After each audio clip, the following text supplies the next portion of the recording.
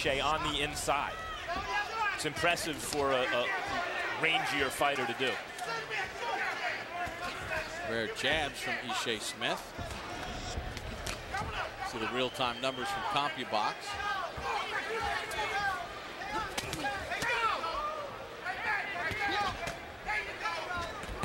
Good combination by Smith. Hurt Jacobs. He walked right into a combination. The right hand hurt him. The bell sounds to end round 5. Ishe Smith still punching. What's he thinking? We throw a punch at the end of the round, but I'm trying to do everything I can. Okay? Hey, listen, keep your composure. Don't make me take a point away. Okay, bro. All right? Keep your composure. Hey, Ray! I'm on it.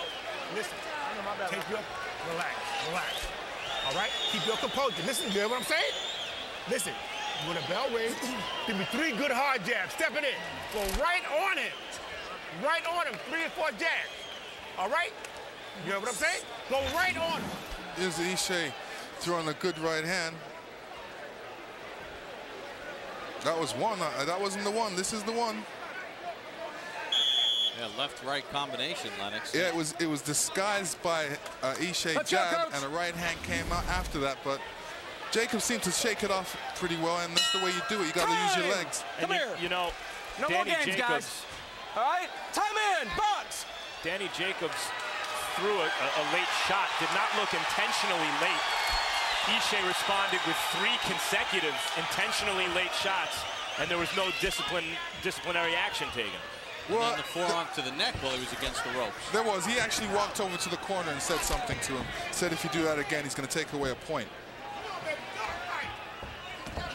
Yeah, no kidding. If you hit a guy 3 times after the bell. Let's see if Smith can hurt Jacobs again. It was a bullying tactic by Ishe, where maybe trying to show Jacobs that he's the bully in there. He won't allow himself to be bullied, but it seemed excessive. And it seemed at the time unwise, given that he had just hurt Jacobs. No, it wasn't an unwise move, and you know, sometimes that happens. Some of these guys get a little hot-headed, and that's why referee's in there. He's supposed to control all the action.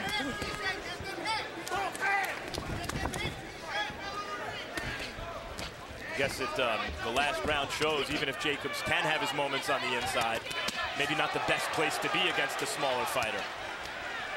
I think Jacobs took a little lapse there. He wasn't focused like he should have been. And in this game, you got to be focused all the time. One little lapse, you know, can make history or create history.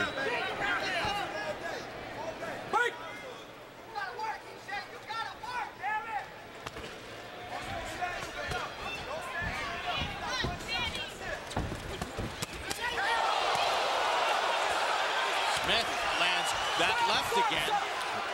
You see, every time Danny Jacobs gets hit a good shot, he is usually up against the ropes, and you know, this is where he doesn't need to be. He does all his best work in the center of the ring. Jacobs places a shot to the body. Stop! No punching. You know, Ishe's being pretty smart in there. He's trying to lead Jacobs to the ropes and then sees that opportunity. Stop! Stop! All right. No, he said, last warning, all right? Just then, that's not the time for a warning. As the ref yelled stop, even the second time, Jacobs' punch was already on the way. That's not a good warning there. Jacobs shot a straight right hand there. The fighter, if he has a hand free, unless he hears otherwise, is supposed to use that hand. By Smith. Lennox, it's amazing how Jacobs, even when he's not really being pressured that much, winds up with his back to the ropes. Hit him right here on that clinch, all right? He doesn't realize that he doesn't need to do that.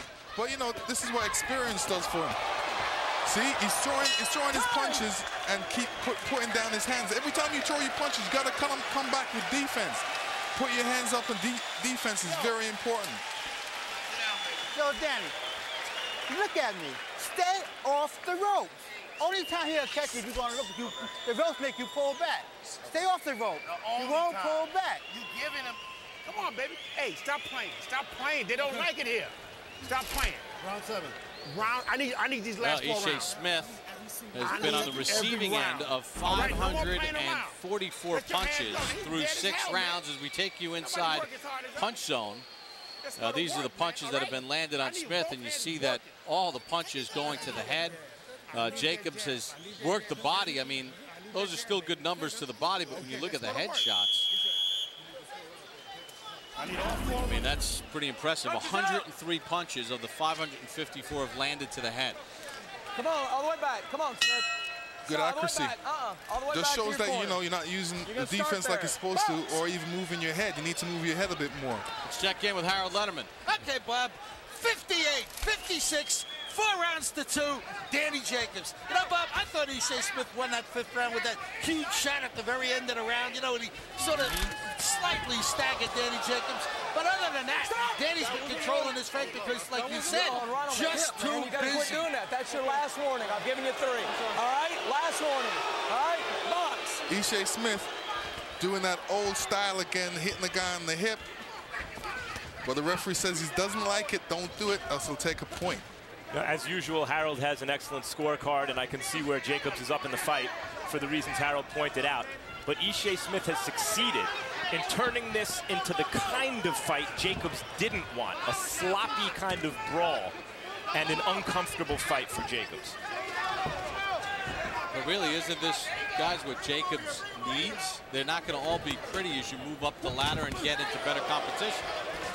See, Jacobs is getting caught because he throws his punch, but he forgets about defense. You need to put your hands up and bring them back. And that speaks, Bob, to your point, which is a good one. It's the job of the matchmaker. It's a thankless and difficult job to match your prospect at difficulty levels where he learns something without sustaining the loss. But the outcome of this fight is still in doubt at this point.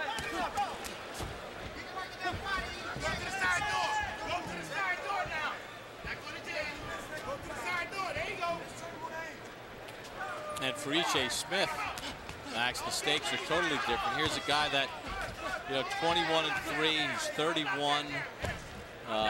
He's here to test Jacobs, but a loss puts him well into the opponent cycle, doesn't it? Yeah, I'd say he's already in the opponent cycle, and that's why he's in against Danny Jacobs. But he is a dangerous opponent, and he's showing why tonight. Right hand thumps to the top of the head of Smith. Smith counters back the shot, lands his left. This is where Jacobs really should take a step to the side and show Smith some different angles.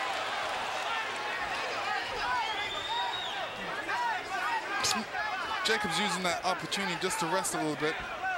It's pretty smart. You throw a combination, then you hold the guy and let the referee separate you, and which gives you enough time to get your breath back. And there twice, Jacobs found his back on the ropes, and when he felt them there, bounced off the ropes, as per his corner's instructions.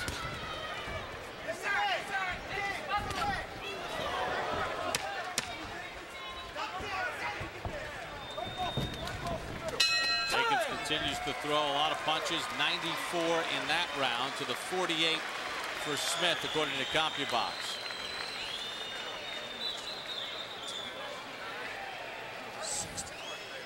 Take a deep breath. Nice and relaxed. Take a deep breath. Keep on boxing. Every Wednesday night for the Stay off duration of the ropes. NFL preseason, tune in to Hard Knocks Training Camp with the Cincinnati Bengals. We'll take you beyond the practice field and into the lives of the players and coaches as they prepare for the upcoming season. Then on September the 15th, catch the next installment of Real Sports with Brian Gumbel. Among the stories, a look at the dangers associated with concussions in high school football. Let's go to work now. Let's go to work, all right? You hear what I said?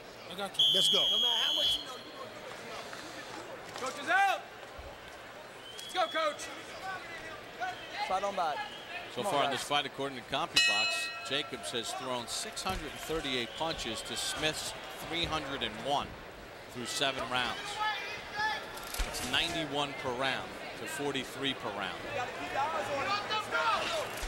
Unless you're laying huge bombs on your opponent, that's not going to get it done for Ishe Smith.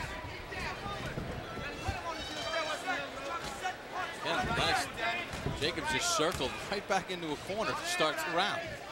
You know, some boxers do that. They like to keep their back on the ropes, and you know, it's not necessarily the best thing to do. Some form bad habits that way, but you know, Jacobs not really getting hit too much.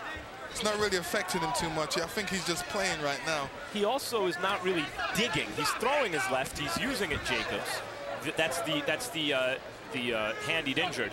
But he's not really punishing Ishe on the way inside with the left hand, and so Ishe is not dissuaded from running in.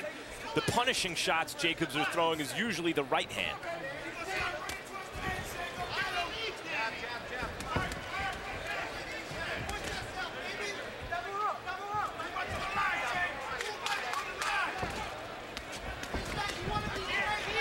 See? Jacobs has got that right hand down, very dangerous.